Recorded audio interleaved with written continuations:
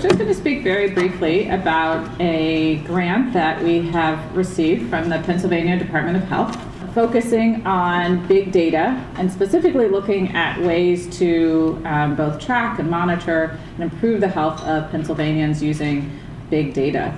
So there are a lot of different definitions for this concept of big data, and this often just refers to traditional data sets like electronic health records and things that are big.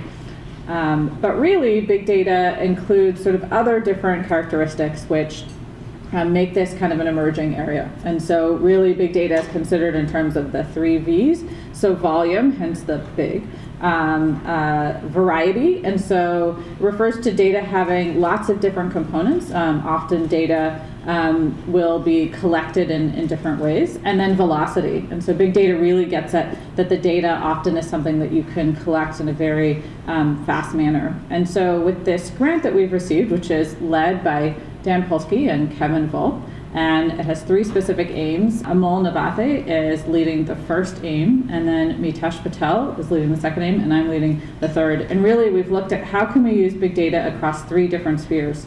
So really, in the hospital, in the home, and then in the cloud, what we're considering here, the community.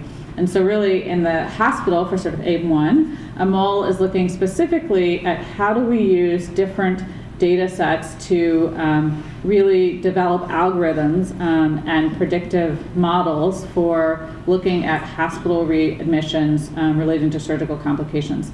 And specifically here, he's looking at very structured data sets, so from the electronic health record, more structured and unstructured data sets like live streaming data from intensive care units, and then also data that would come more unstructured and sort of like a pathology report.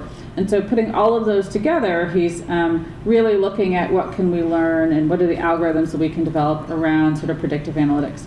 In the home, Mitesh is specifically looking at how do we combine, again, this concept of big data, how do we combine information from Fitbits and wearables along with data from electronic health records, from CVS, from other pharmacies, from insurers, and combine all of this to look at 30 and 90-day hospital readmissions. And so he will be doing a randomized controlled trial that really kind of brings all of that data together to look again at sort of improving population health. And then the third aim, we've selected an unconventional sort of data set. And so here we'll be looking at Twitter and population health. And so here we will be looking to build a map really of Pennsylvania where we can see where are tweets happening and how can we align sort of tweets that look at more traditional sort of data points and look at sort of rates of cardiovascular health, for example, and then how can we use Twitter to look sort of in the way that it's traditionally collected around more dynamic events that are happening. So can we use Twitter to predict